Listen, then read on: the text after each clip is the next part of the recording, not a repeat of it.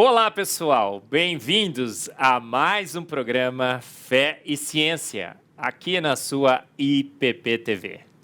Esse programa que pretende discutir com você, debater com você, apresentar a você as evidências de que a boa ciência e a boa fé andam sempre juntas. Você já deve ter curtido os nossos programas, assistido vários deles que já estão disponíveis no YouTube. E hoje nós temos mais um.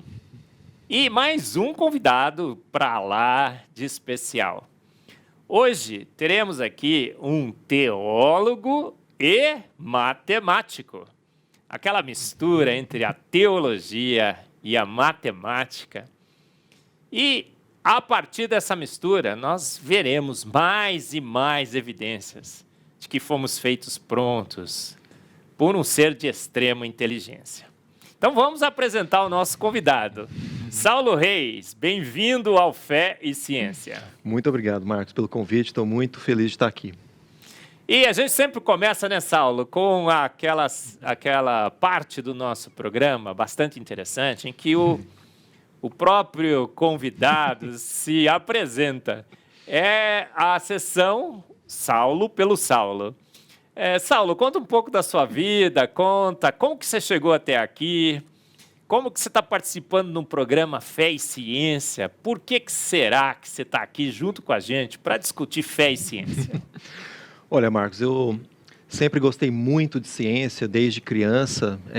Na escolinha eu era considerado meio que um nerdzinho ali, mas depois que eu fui crescendo, eu fui aprendendo que estudar, né, embora eu nunca tenha sido ateu, né, eu me converti aos 17 anos, né, mas desde sempre eu acreditei que existisse um Deus, né, alguma coisa acima de nós e que a natureza de algum modo revelava isso, né? E quando eu era adolescente eu estudei muito para passar no vestibular e vi que eu gostava muito de ciência mesmo. Eu sempre tive muita facilidade com exatas e sempre foi uma paixão minha mesmo, desde criança. Quando eu entrei na faculdade, meu primeiro curso na faculdade foi engenharia de computação, né, lá no ITA, mas eu percebi que eu tinha uma vocação para aquilo, para ciência mesmo, né? Especialmente computação, programação eu gostava muito, né? Mas sempre gostei mais, né? Dentro das exatas eu gostava mais de matemática.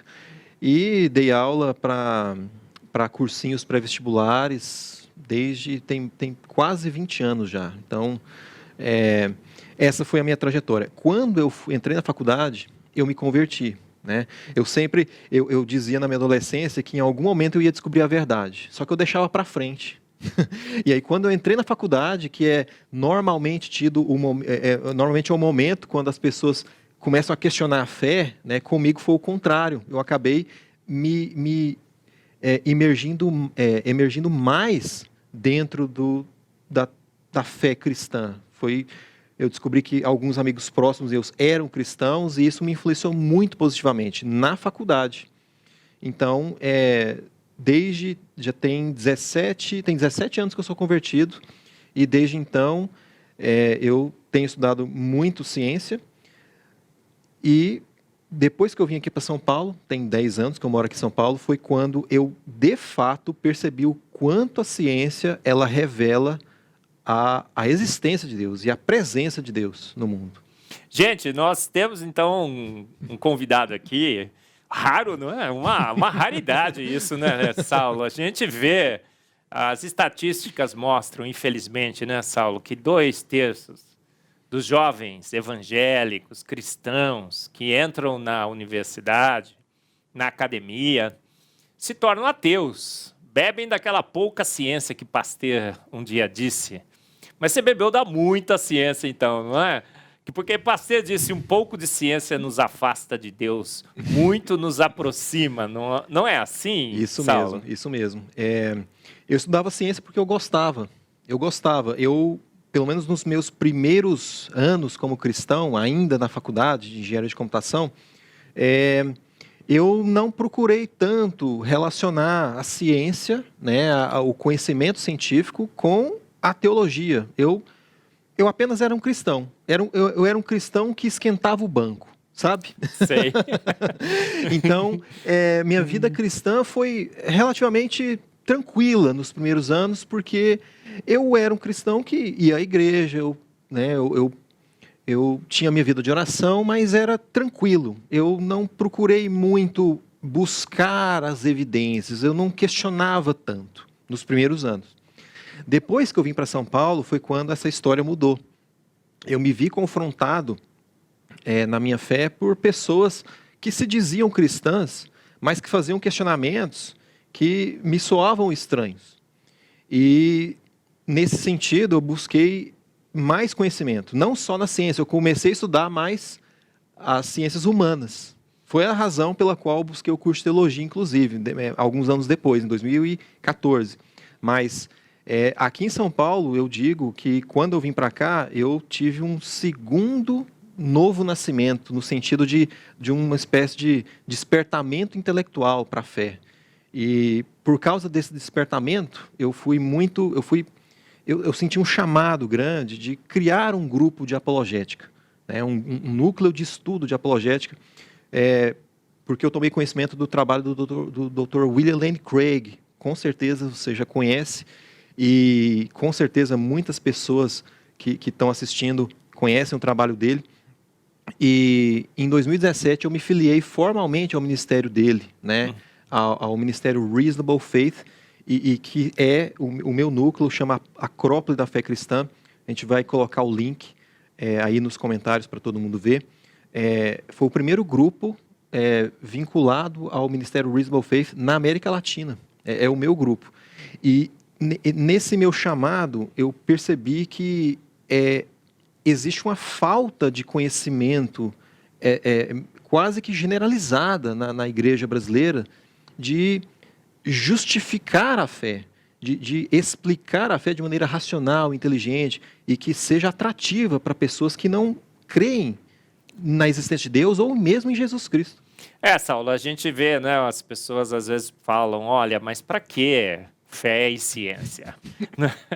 Para que misturar fé com ciência? E para que dá razão de fé, né? Fé, a gente crê por... Às vezes eu vou em algumas igrejas, né? E você está falando sobre isso. Aí eu falo um monte de coisa, dou algumas evidências, falo da química, da bioquímica. Nós vamos falar da matemática hoje, né, pessoal? Espera aí que é a matemática o tema do nosso programa.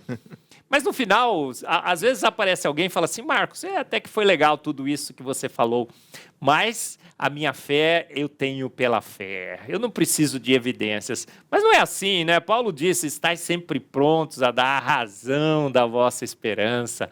A nossa fé é racional, é baseada em evidências. Não, você considera assim também, Saulo? Com certeza, com certeza. A nossa fé, ela não é irracional, ela não é uma fé que se diz fideísta, é aquela fé é a fé pela fé, né?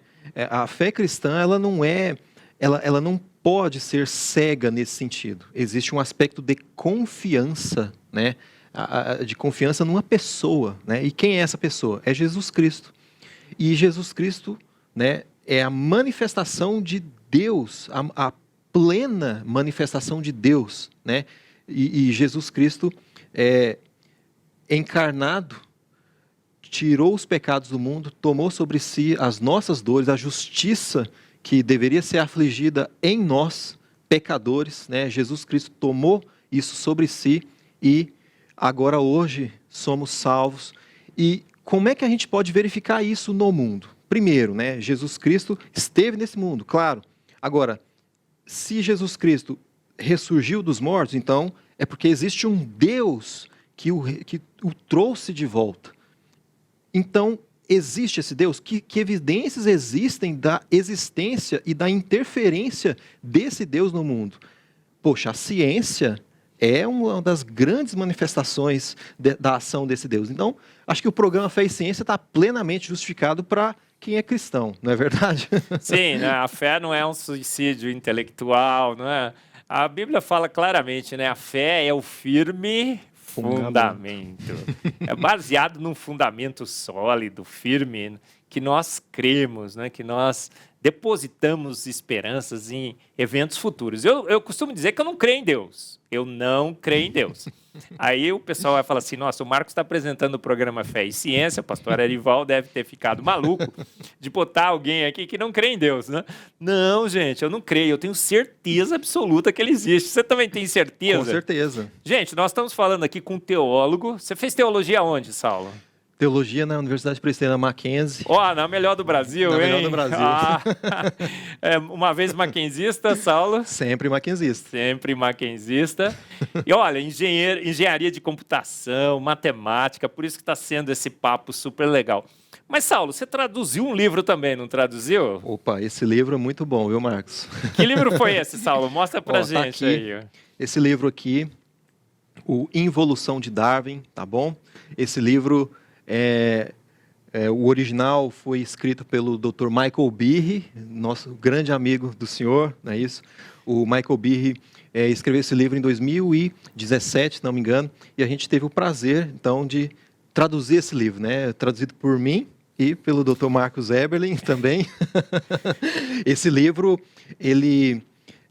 como o nome do livro fala, né, a involução de Darwin, né, a tese do Behe é essa, de que o processo evolutivo descrito por Darwin, né, o darwinismo, na verdade, na sua forma moderna, do neodarwinismo, que incorpora o conhecimento da genética, esse processo, no fundo, ele não traz evolução, no sentido de complexificação das formas de vida, né, digamos assim, de aspectos do fenótipo do ser vivo que seja mais complexo, com mais recursos. Não. Ele argumenta que esse processo descrito por Darwin é um processo de involução, de degradação genética, né, a longo prazo. Né? O processo darwiniano, ele até traz vantagens para a sobrevivência do indivíduo no curto prazo.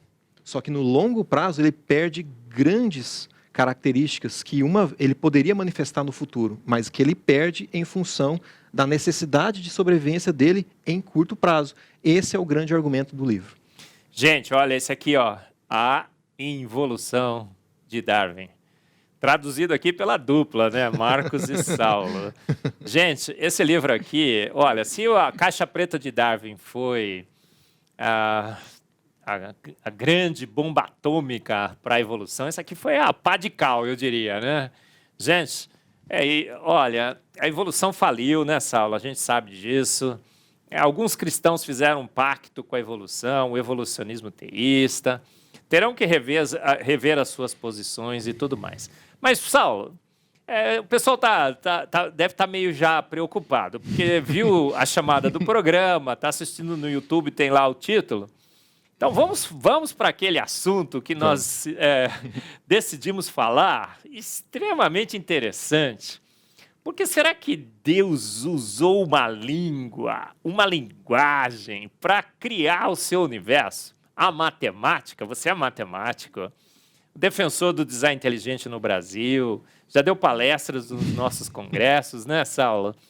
E está terminando o mestrado em matemática, é isso, né? Olha, teólogo, matemático, engenharia de computação, essa mistura super interessante. O que você diria sobre esse tema, o tema do nosso programa hoje? Matemática, Saulo, seria a linguagem de Deus? O que você poderia nos dizer? Com certeza, está aqui, né? Galileu Galilei disse, né, que o livro da natureza está escrito na linguagem da matemática. Não só Galileu Galilei, mas outros grandes matemáticos também tinham essa impressão de que a descrição do universo feita pela matemática nos remetia à crença em algo superior, que teria planejado esse universo, né?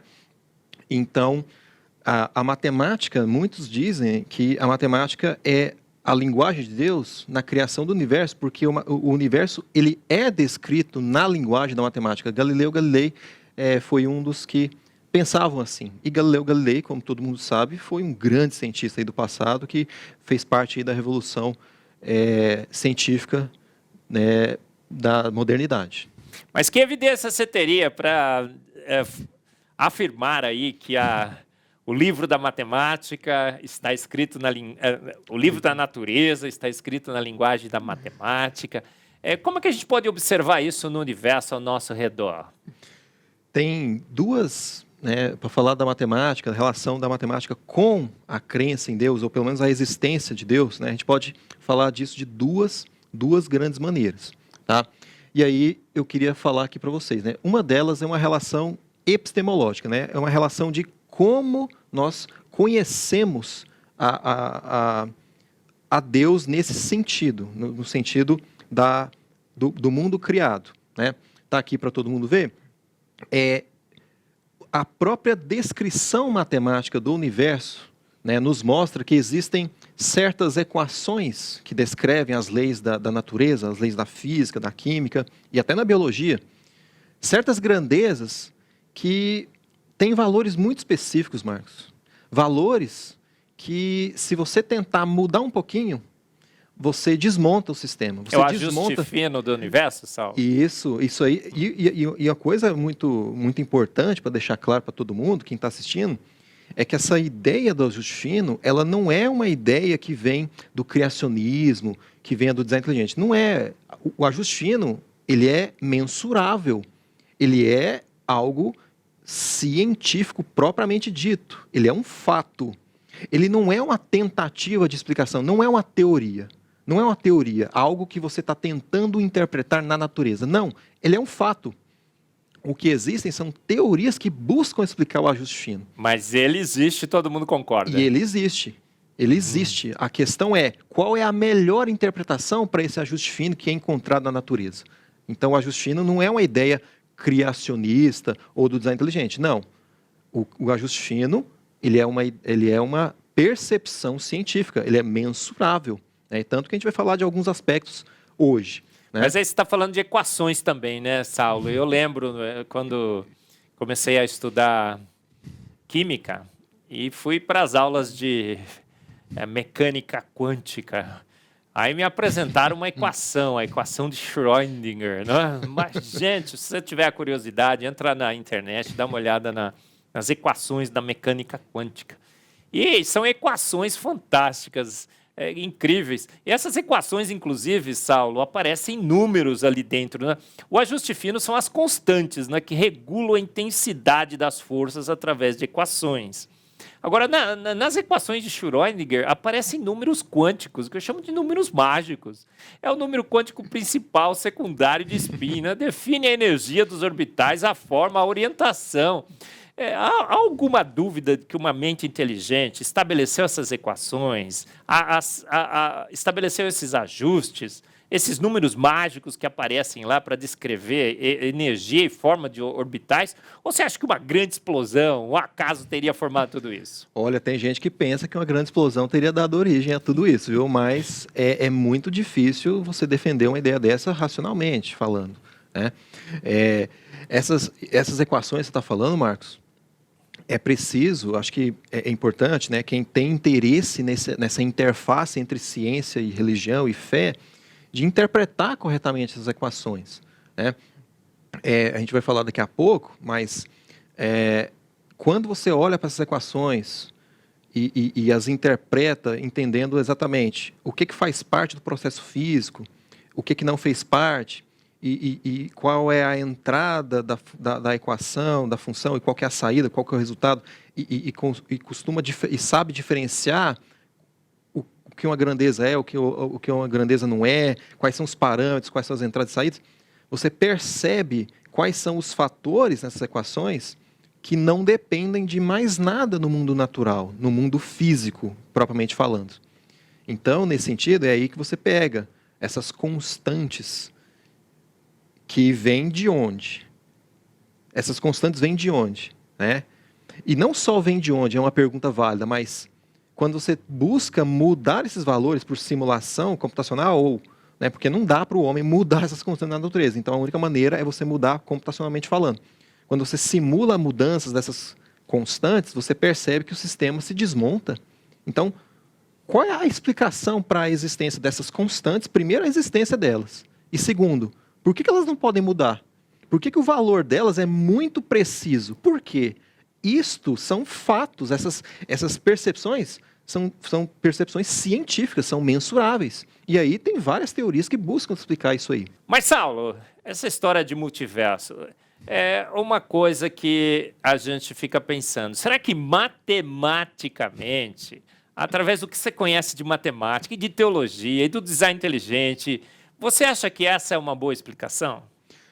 Olha, Marcos, tem muita gente que acredita nisso, viu, no multiverso. Só que você vai perguntar, né? As pessoas que estão assistindo vão perguntar, mas por que alguém teria pensado nessa ideia de muitos universos? Por que isso? Essa ideia vem justamente pela tentativa de explicar o ajuste fino, que é constatado, que é um fato. Então, o que acontece? Pensaram assim, bom, esse universo, ele tem constantes muito bem ajustadas para a existência de vida inteligente. Isso é um fato, eu estou mensurando isso. Espera aí, então, ou existe alguém que projetou este universo do jeito que ele é para que existisse vida inteligente, ou foi acaso. Deve existir alguma máquina, algum mecanismo fora desse universo que gera milhões e bilhões e trilhões de universos com as constantes ajustadas de modo diferente. E aí nós demos sorte, Marcos. Estamos aqui por sorte. Estamos nesse universo que estava bem ajustado para a existência de vida inteligente, mas esses outros universos estão por aí e nós não conseguimos detectar esses universos. Porque, afinal, são outros universos, tem outros domínios, tem outras leis da física. Então, a ideia do multiverso ela vem por causa disso, por causa do fato do ajuste fino deste universo. Então, se tenta explicar pela multiplicação de universos. Nosso universo é um desses vários que existem e o nosso tem o ajuste fino. Então, não foi uma observação, não é alguma coisa que surgiu pelo experimento, pela observação. Ela falou, nossa, olha, está aparecendo aqui uma possibilidade. Eu digo que o multiverso não é uma explicação, é uma desesperação, né? Uma explicação desesperada, no desespero de perceber que esse ajuste fino é tremendo, que não tem como sair, nós estamos indesculpáveis em admitir que um ajustador ajustou esse ajuste fino, a gente apela por esse multiverso. Mas olha, o que a gente tem que explicar é esse universo aqui. E aí tem também, né, um limite matemático, estatístico, né? Vou perguntar para você, é o limite de Borel. A gente foi calcular esse limite, a gente sabe os recursos probabilísticos do universo. Esse universo aqui não teria chance. Eles dizem assim, esse universo é sortudo. Mas o universo não tem a sorte suficiente, né? Todos esses processos, esse ajuste fino, esgota os recursos probabilísticos do universo. Então, matematicamente, a gente sabe que não poderia ser assim, não é, Saulo? Não tem como, não tem como. O ajuste fino das constantes, das constantes da física, não apenas nas constantes nas leis da física, mas as condições iniciais do universo. São dois tipos de grandezas que é preciso avaliar. Não só as leis da física que operam hoje, mas também parâmetros que foram colocados no começo do universo e que permanecem até hoje. E que foram, por causa do valor que eles têm, o universo pôde se expandir do modo que se expande e pôde manter a vida. E pôde manter a vida como ela é, como nós a entendemos hoje. Então, o ajuste fino, estatisticamente falando, ele supera o limite de Borel, assim, em muitas ordens de grandeza. Não dá nem para comparar. Só para você ter uma ideia, a entropia, que é, digamos assim, né, colocando em termos mais fáceis, né, o nível de desorganização de um sistema, né, ele tem uma precisão. A gente vai tentar explicar esse número, né, Marcos? É uma precisão de, se você imaginasse, né? Imagina um rádio que tem vários divisores, né? E que você vai sintonizar o seu rádio, né? Se você tivesse um rádio com um ajuste ali de 1000, né? Botõezinhos, né? Uhum. Você teria que ajustar, né? O ajustador ali naquela fatia para sintonizar a rádio, né? 1 em 1000. Já é um ajuste relativamente fino, não é isso? né? Um em 1000, né? Às vezes você fica o dia inteiro tentando pegar uma estação no rádio e não acha, consegue. Né? Pois é, um ajuste fino. 1 em 1000 já é bom, já é muito, né? Mas no caso da entropia inicial do universo, é um número que é até difícil de explicar, Marcos. Porque é um número que é assim, 10 elevado a 10 elevado a 123. Isso é um número calculado por Roger Penrose, um dos maiores cosmólogos ainda vivos. Ele calculou esse número, né? 10 elevado a 10 elevado a 123. Vamos tentar explicar esse número. Acho que se colocar toda a população do planeta escrevendo por um século, não termina de escrever o número, né? É um número assim, 10 elevado a 123. É pegar um número 1 e colocar 123 zeros. Já é um número enorme. Só que esse não é um número. Esse número, na verdade, é a quantidade de zeros que você coloca no 10 para explicar o ajuste fino. Então, que coisa. É até difícil de explicar esse número. É um número que é superior, muito, muito, muito superior à quantidade de partículas do universo. Se você pegar cada partícula, não átomo, se você pegar cada partícula, cada quark do nosso universo inteiro e colocar um zero nele, ainda não é suficiente para escrever esse número. Tamanho é o ajuste fino da entropia inicial do universo. Matematicamente estamos mostrando que Paulo estava certo quando em Romanos 1:20, né, escreveu assim, né?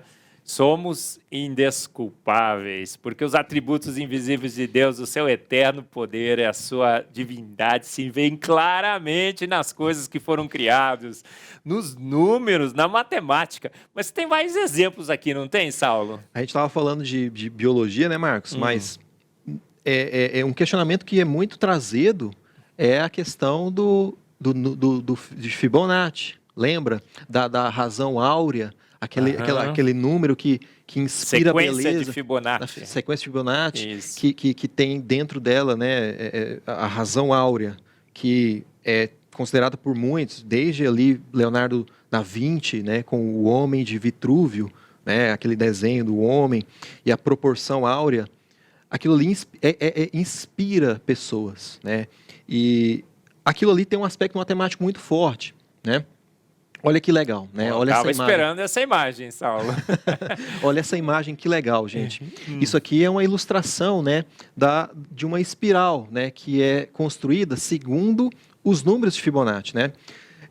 Para quem nunca ouviu falar, né, os números de Fibonacci são números gerados assim. Você coloca o 0 e o 1. Pega o 0 e o 1.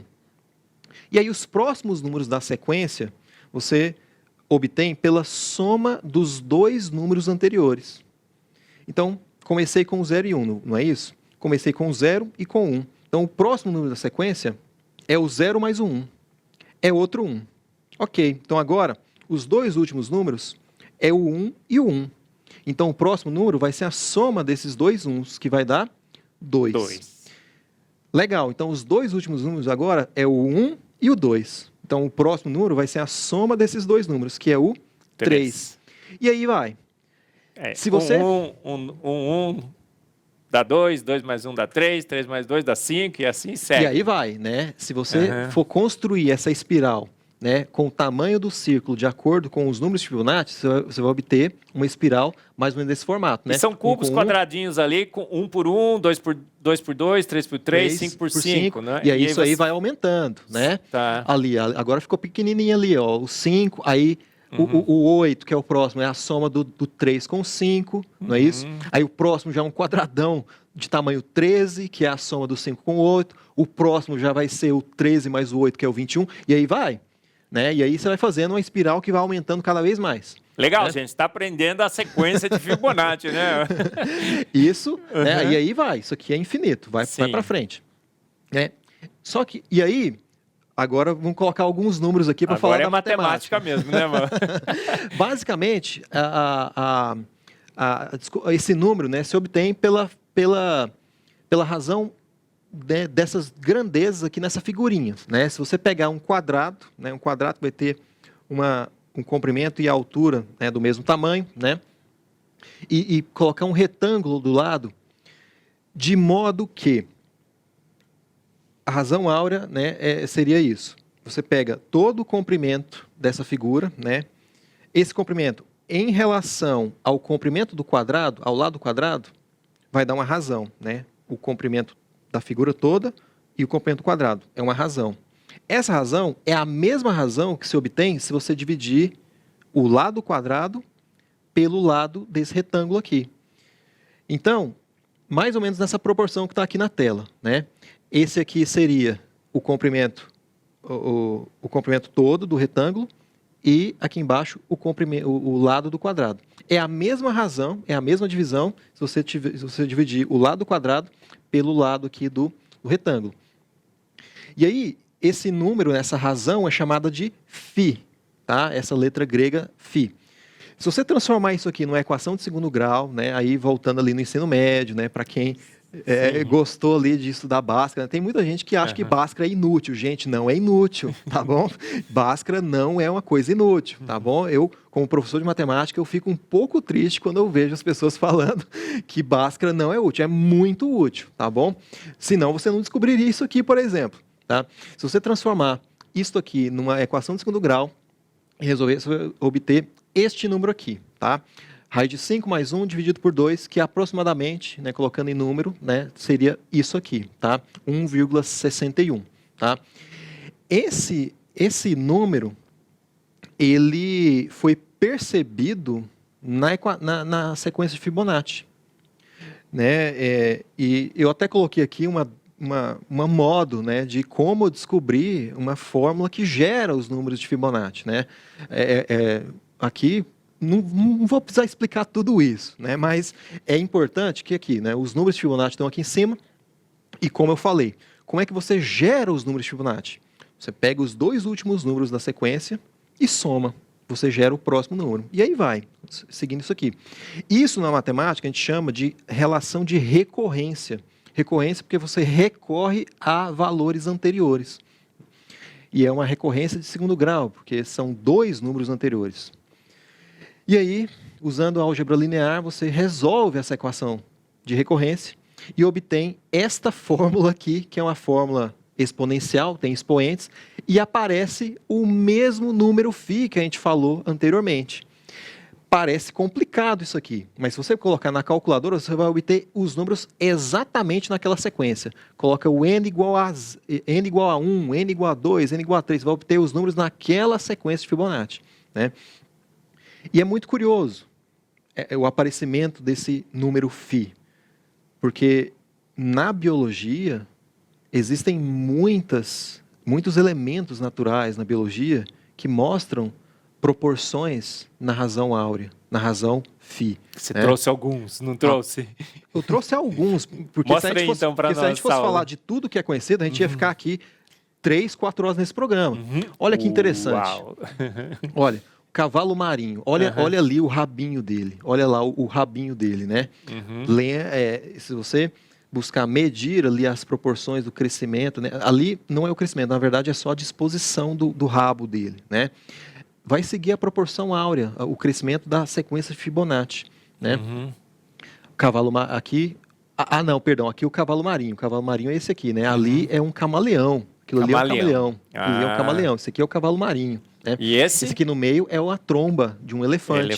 Se o elefante colocar a tromba dele curta, assim, né? Vai ficar também na proporção, na sequência de Fibonacci, na espiral, tá? Olha que legal também, né? O chifre de um carneiro, né? Esses dois aqui em cima, né? No caso dele é o contrário, porque ele já tem um valor, a largura do chifre é grande e ela vai diminuindo, né? Aí vai fazendo uma espiral invertida, né? Vai diminuindo, né?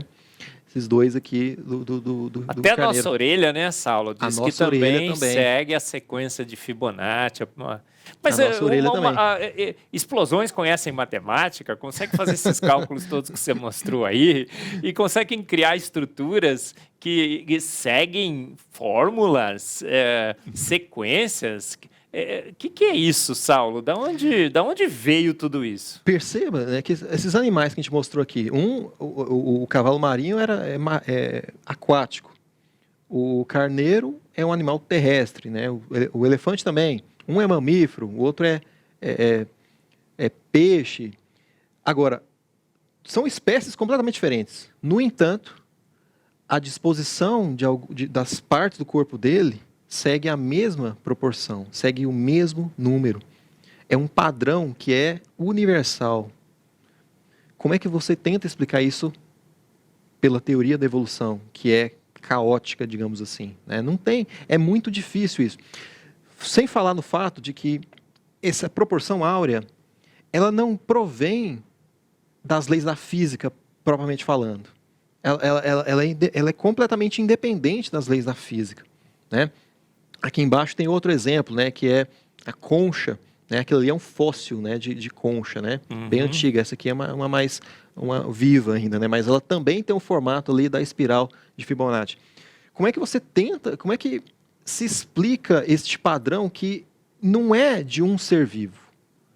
É de seres vivos completamente diferentes, espécies completamente diferentes. É muito difícil explicar isso pela teoria da evolução puramente, né? Parece que foi arbitrário, uma seleção, uma escolha por uma mente inteligente, não é? Parece Porque que foi. você vai pensar, o que a seleção natural tem a ver com uma sequência de Fibonacci ou um padrão repetitivo de formas? Parece que ele falou assim, olha, quando eu for fazer alguma coisa em espiral, eu vou usar essa sequência aí, não é? E é bonito de olhar, Lindo, né? lindo. Não é uma seleção natural que vai só selecionar para o bichinho sobreviver. Não, é uma arte. Parece que tem uma arte ali. Tem flores, não é? Também. Isso, a gente está mostrando aqui só animais, mas também, olha só. Uau! Olha aqui, você falou de plantas. É... A gente estava falando de animais. Agora a gente está falando de plantas. Olha a pétala de uma rosa, que também vai seguindo aqui, ó. É por isso que Aqui dizem também. que matemática é a linguagem de Deus, Saulo? Eu suspeito que sim, viu, Marcos? Eu suspeito que sim. Porque Deus provavelmente escolheu, programou a vida de modo que ela se desenvolvesse nesse universo finamente ajustado e também com uma beleza intrínseca. E a proporção áurea proporciona essa beleza. Aqui do lado é um girassol, é um close, né, num girassol. Ali ali é um pouquinho diferente, a sequência de Fibonacci ali não é linear. Ali é angular. É a distribuição, é o surgimento de cada uma desses alvéolos, digamos assim, ele segue uma proporção áurea, só que angular. Ele nasce um e vem numa direção. Nasce o próximo e vem numa direção que tem um ângulo que é φ, que tem uma proporção de φ na circunferência. Então, o crescimento de cada alvéolo se dá numa proporção angular áurea. É um pouquinho diferente dos outros, mas também é proporção áurea. Eu costumo dizer, né, Saulo, você conhece bem isso, que ele é um exibido e um exagerado. Então ele vai fazer, gente, ele faz com uma beleza magnífica, com cores, com jogo de luzes. E ele usa uma sequência, não é? Uma proporção pré-estabelecida por equações matemáticas. Por que ele faz isso? Para deixar a sua marca, né, registrada, para que a gente para que fôssemos lá e fôssemos medir aí como é que está distribuído no espaço tridimensional e matemáticos fizessem suas contas e falei, nossa, isso aqui segue uma equação exponencial, aquela equação que você mostrou. A gente vai no átomo, né? Ele fala assim, olha, isso aqui segue uma equação de Schrödinger, tem números mágicos. Parece que os atributos invisíveis de Deus revelam que ele é um Deus que gosta de ordem, de padrões, de matemática. Exatamente, exatamente. E a gente estava falando de biologia, né, Marcos? Mas existem aspectos do mundo natural não biológicos. Nas ondas não, hein, Saulo? É também na onda. Vamos tirar a onda agora. Vamos tirar essa onda. Essa aí eu não sabia não, hein? Olha que legal. Uma onda no mar, tá vendo? No caso da onda também é a espiral invertida, né? A onda surge com um comprimento grande, aí ela vai...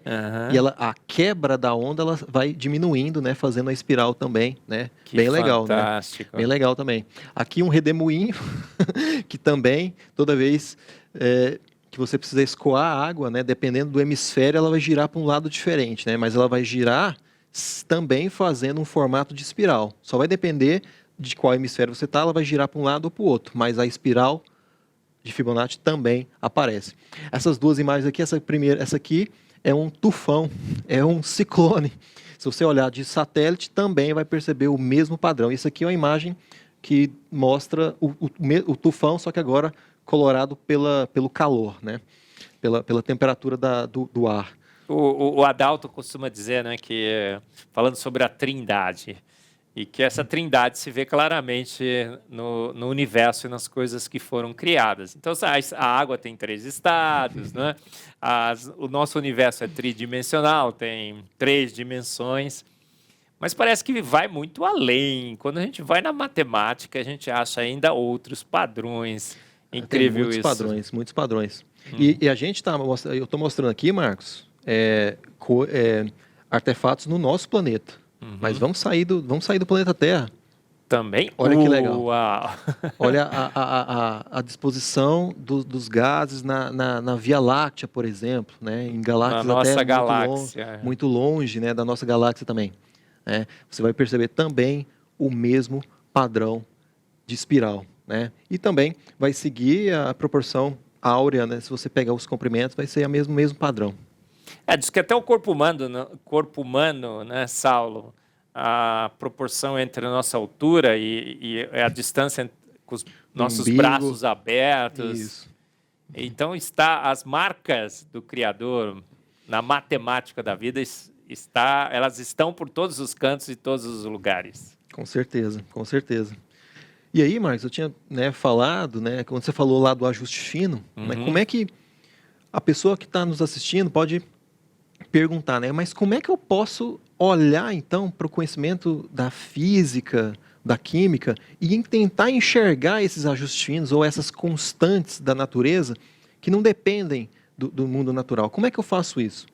Olha, como professor de matemática, às vezes eu abordo isso, né? Se você está no ensino médio, ou pelo menos lembra ali de algumas formulazinhas do ensino médio, na física, você vai lembrar ali em cursinho pré-vestibular chamado de sorvetão, a fórmula do sorvetão, que dá a posição de um objeto com o tempo passando, né? E essa é a fórmula. Só que você tem que verificar o seguinte, essa fórmula, ela existe para determinar a posição do objeto segundo o instante do movimento. Mas olha o detalhe. Nessa fórmula, em azul, tem S0, V0 e A, posição inicial, velocidade inicial, aceleração. São valores que têm que ser colocados no início do movimento. Eles vêm de algum lugar. São os valores em azul. Ou seja, você tem que saber a posição onde ele está no começo, qual é a velocidade inicial dele e qual a aceleração que ele vai estar se movimentando. Em vermelho, as grandezas que você vai usar para descobrir aonde ele vai estar. Ou seja, são variáveis. Essa fórmula, então, distingue de maneira clara o que é parâmetro, aquilo que tem que ser conhecido a princípio, ou seja, que é colocado no começo, e as variáveis, ou seja, como o nome fala, são variáveis que, com o tempo passando, vai variar a posição. Ou seja, vão mudando com o tempo. Né? Vão mudando com o tempo. As outras não mudam, porque são parâmetros iniciais. Então, essa distinção entre o que as grandezas representam dentro de uma equação é crucial para você começar a perceber o ajuste fino. Vamos prosseguir. E aí, se você tentar, por exemplo, um exercício muito, muito simples de você acertar uma bola numa cesta, por exemplo, né? Ela está aqui a 40 metros de distância, o buraco aqui tem 2 metros. Se você usar aquela fórmula lá, no eixo Y, no eixo X, para descobrir como você tem que lançar essa bola e acertar a cesta, você vai descobrir aquela fórmula ali. E naquela fórmula, a mesma metodologia. Valores que você tem que colocar no começo, o valor A ali, que vai ser a variável de acordo com o que você coloca, né? E tem um valor aqui, G, que é a gravidade. Esse G a gente não pode mudar, né, Marcos? A gente não pode mudar a gravidade do planeta. Então, eu coloquei em outra cor ali. Mas presta atenção, se você simular isso aqui, você vai ver o ajuste fino numa coisinha simples como essa. Por exemplo, ó, uma simulação aqui, ó. Se você jogar a bola com uma certa velocidade, com um certo ângulo, basicamente a velocidade e o ângulo de lançamento, você vai atingir um alcance de tantos metros. Ah, não acertei. Aí você vai tentando. Algumas das suas tentativas você vai acertar. Só que toda vez que você acerta, você vai perceber que você teve de ajustar muito o como você jogou né? Não só em termos de velocidade, de força, mas de ângulo de lançamento. Você vai perceber que você não pode jogar de qualquer jeito, você tem que jogar de maneira precisa, bem ajustada, finamente ajustada, em velocidade e em ângulo. Tá? Então, distinguindo nas equações matemáticas aquilo que é colocado inicialmente e aquilo que é variável, já é um primeiro passo para você perceber o ajuste fino nas coisas, em qualquer situação. Um exemplo que eu gosto muito de usar é o Cristiano Ronaldo. Né? Quem gosta de futebol vai ver que o Cristiano Ronaldo faz gols fantásticos de falta, por exemplo. Você acha que o Cristiano Ronaldo chuta de qualquer jeito? Claro que não. Ele vai chutar a bola com uma força bem ajustada, numa posição bem ajustada, para a bola entrar na posição certa do gol. Ele não vai chutar a bola de qualquer jeito. Ele vai chutar a bola de maneira bem ajustada. Tem até um vídeo sobre isso, não tem? Em algum lugar aí. Onde seria aí, Saulo? Provavelmente a gente vai colocar na descrição do vídeo, né? O Lucas vai colocar aí aonde estaria esse vídeo falando sobre o Cristiano Ronaldo e ajuste fino. Isso.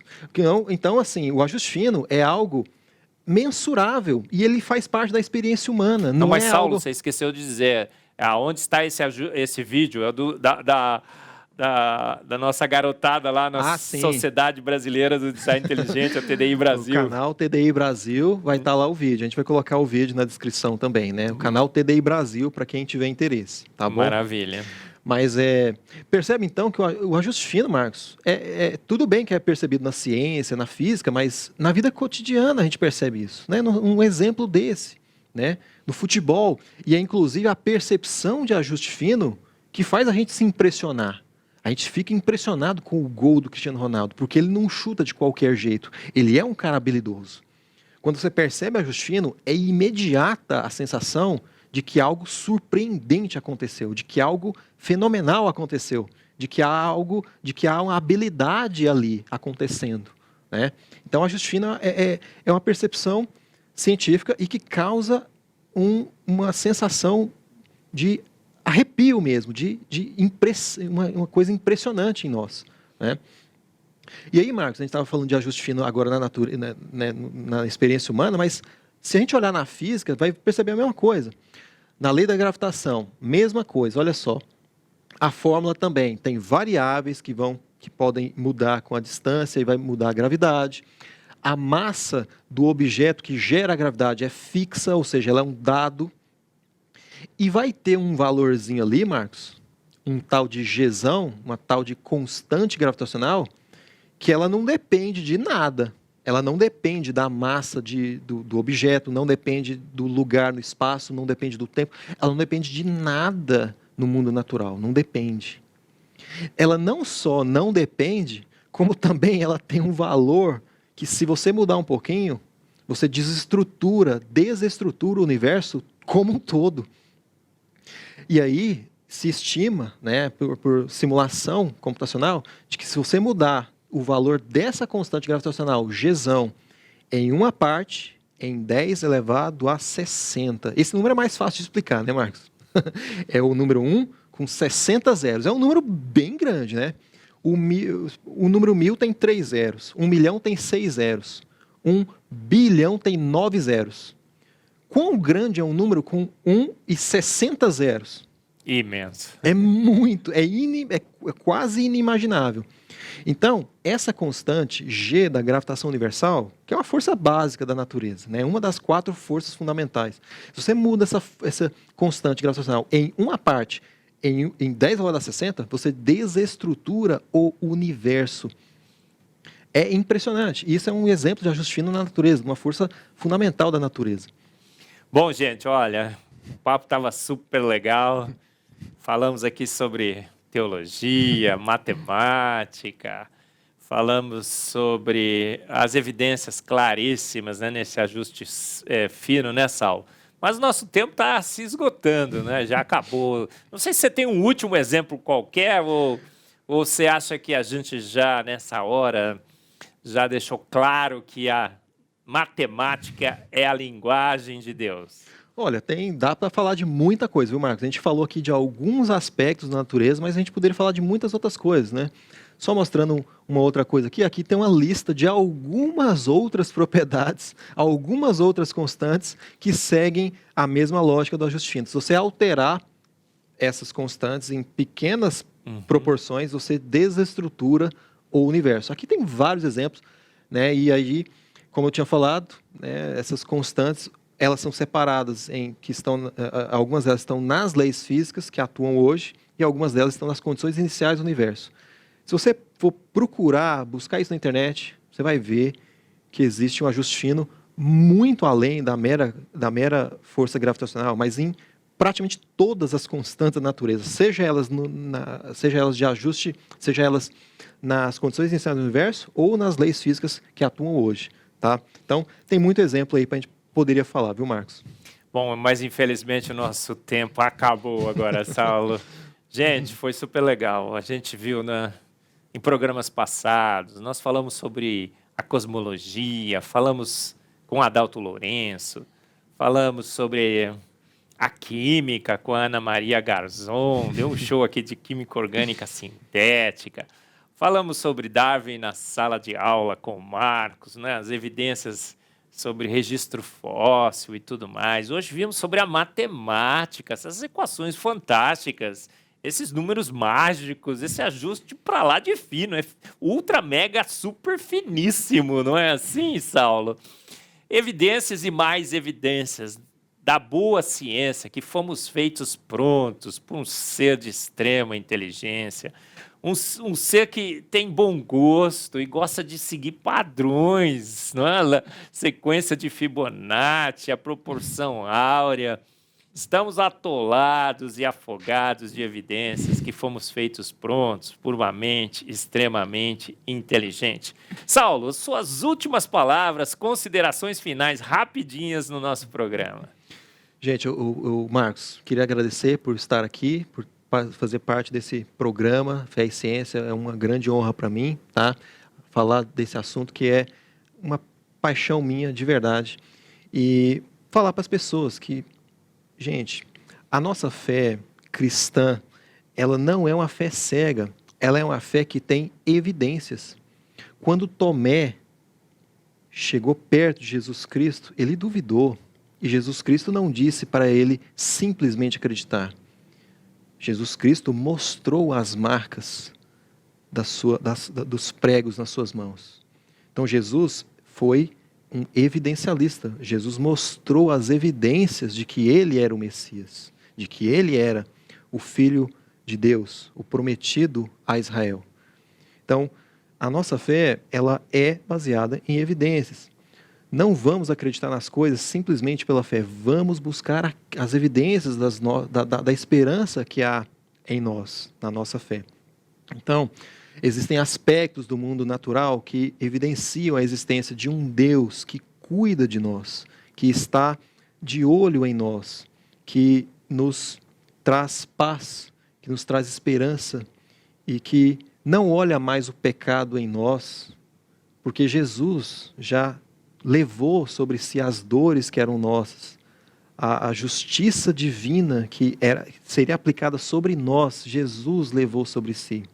Então, aqui nós falamos das evidências da existência desse Deus grande, maravilhoso, que deu Jesus para que nós fôssemos salvos.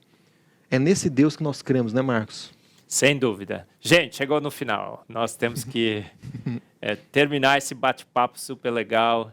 Assista todos os programas. Nós temos o programa do DNA, da Rogéria Ventura, o programa sobre a beleza, né? Tem um programa que fala sobre a beleza, fantástico, não só as equações, mas a beleza, as cores, esse jogo fantástico. Os dinossauros do Everton. Então assista todos os programas Fé e Ciência aqui na sua IPP TV. E assista os próximos, vários e vários programas estão já agendados, pré-agendados. Né? Eu já vou falar alguns aqui, vamos trazer o Rodrigo Silva, o arqueólogo. Fantástico. O Michelson Borges vai falar por que crê em Deus. E, olha, vários e vários. Ricardo Marques vai falar sobre mimetismo e camuflagem. Ricardo, estamos esperando você aqui. Mais um programa Fé e Ciência. Fomos feitos prontos por um Deus de extrema inteligência. Isso percebemos pela fé e pela ciência. Então, você gostou? Esteja sempre com a gente. Muito obrigado pela sua atenção e até o próximo Fé e Ciência.